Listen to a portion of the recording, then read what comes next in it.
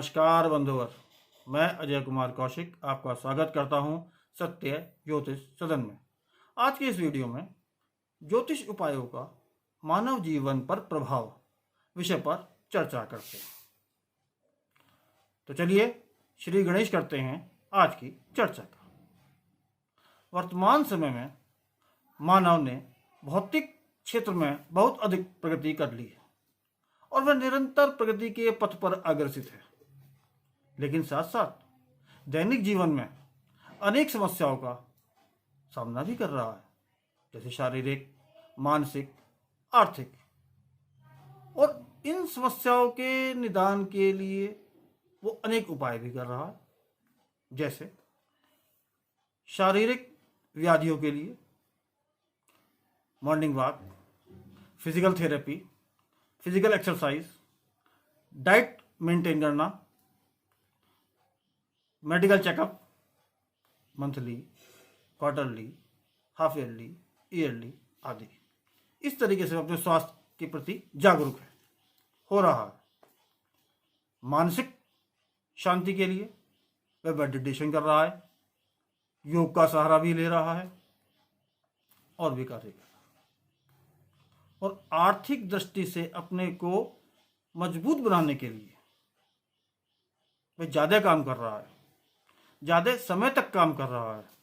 पति पत्नी दोनों जॉब कर रहे हैं, मानव एडिशनल वर्क कर रहा है, पार्ट टाइम जॉब कर रहा है, ओवर टाइम कर रहा है। इस तरीके से वो अपनी आर्थिक स्थिति को मजबूत कर रहा है।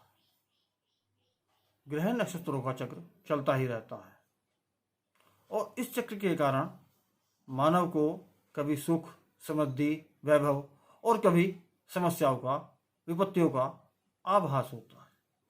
विपत्ति के समय मानव शारीरिक, मानसिक और आर्थिक रूप से कमजोर और निराश होने लगता है। सुख दुख का कारण सौर मंडल में विचरण करने वाले ग्रह होते हैं, जो शुभ स्थिति में आने पर शुभ फल देते हैं और विपरीत स्थिति आने पर अशुभ फल देते हैं। विपरीत परिस्थिति आने पर शारीरिक, मानसिक, आर्थिक समस्याएं देते हैं और शुभ स्थिति में आने पर वैभव, संपदा, धन, पुत्र आदि का समुचित लाभ प्रदान करते हैं। यदि आप भी किसी समस्या से ग्रसित हैं या आपको लगता है मैं किसी समस्या से परेशान हो रहा हूं, तो निश्चित रूप से किसी ना किसी ग्रह का दुष्प्रभाव है।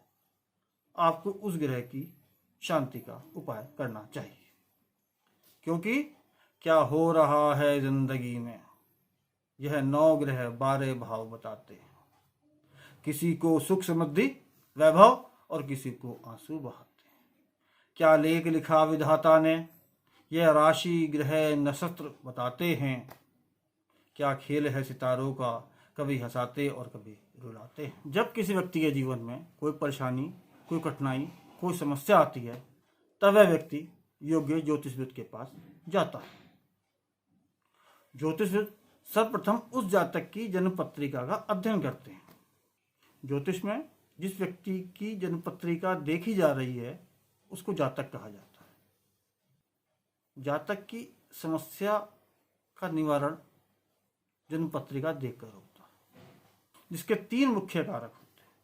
विशेषतया 3 कारक हैं जो बहुत प्रभाव डालते हैं, जिनमें पहला कारक है जातक का लग्न, अर्थात जातक के जन्म के समय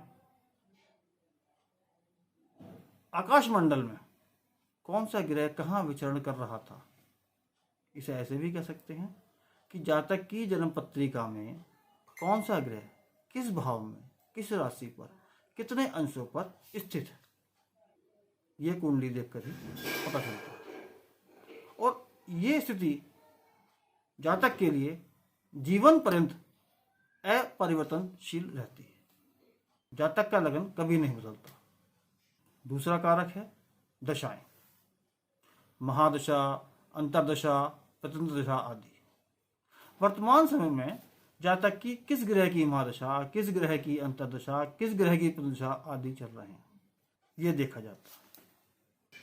क्योंकि जिस ग्रह की महादशा, अंतर्दशा या प्रदशा चल रही है, उन ग्रहों का जातक पर उस समय ज़्यादा प्रभाव होता है। प्रभाव कैसा होगा?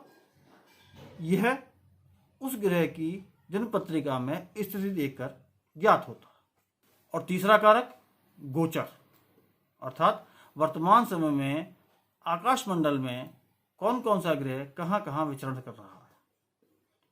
इसको जन्म पत्रिका में देखा जाता है कि किस भाव में, किस राशि पर वर्तमान समय में कौन सा ग्रह विचरण कर रहा है।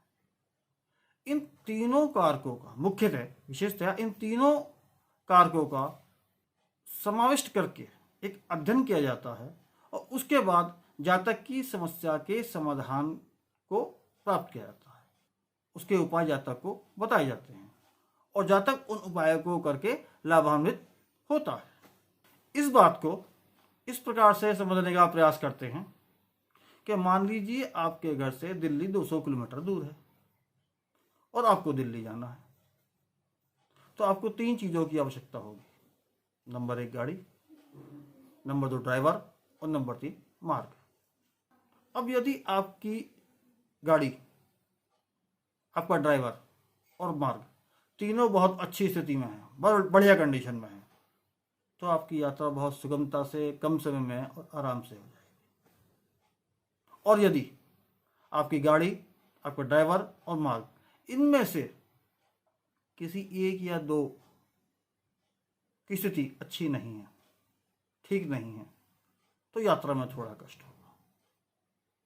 और यदि गाड़ी, ड्राइवर और मार्ग तीनों ही खराब स्थिति में है, तो कुछ ज़्यादा ही कष्ट भारी आपकी यात्रा होगी।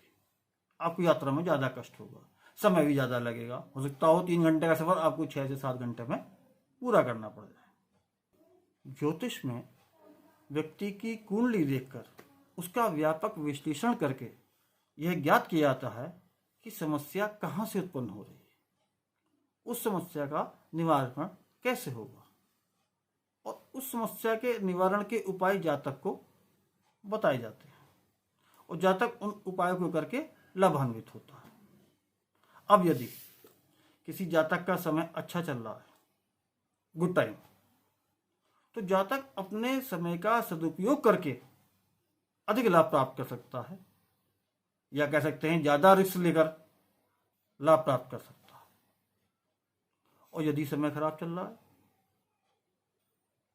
तो जातक आने वाली विपदाओं, समस्याओं को ज्योतिष उपायों के द्वारा कमतर करके लाभ प्राप्त कर सकता है, जैसा कि मैंने पिछले वीडियो में भी आपको बताया था। ज्योतिष एक वैज्ञानिक विधा है। इस विषय पर हम आगे और चर्चा करेंगे अगले वीडियो में। प्रत्येक व्यक्ति के लिए उसकी कुंडली का अध्ययन कर, उसकी समस्याओं को जानकर, उनकी समस्याओं का निवारण उपायों द्वारा बताया जाता है।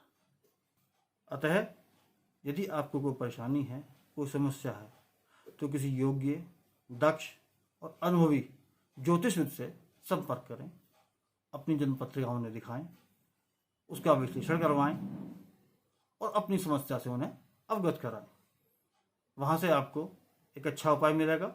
उस उपाय को आप करें, श्रद्धा के साथ करें, क्योंकि श्रद्धा बहुत आवश्यक है और आपको लाभ मिलेगा। अब तक आप समझ गए होंगे कि ज्योतिष उपाय जातक को एक प्रोटेक्टिव शील्ड, सुरक्षात्मक कवच प्रदान करता है, जिससे जातक को लाभ प्राप्त होता है। इस कार्य के लिए सत्य ज्योतिष सेवाएं आपके लिए समर्पित है। बंधुवर, कैसा लगा ये वीडियो? क्या ये वीडियो आपको अच्छा लगा, या आपको लगता है कि ये वीडियो आपके मित्रों, आपके परिवार, आपके रिश्तेदारों के लिए भी लाभदायक सिद्ध हो सकता है? यदि आप ऐसा सोचते हैं तो मित्रों, देर ना करें, अपना फ़ोन उठाएं, व्हाट्सएप पर जाएं और इस वीडियो का लिंक अपने मित्रों को शेयर कीजिए, ताकि वो भी इस ज्योतिष विद्या का लाभ प्राप्त कर सके। कैसा लगा ये वीडियो कमेंट्स में जरूर बताइएगा। लाइक करना मत भूलिए, सब्सक्राइब अवश्य कीजिए।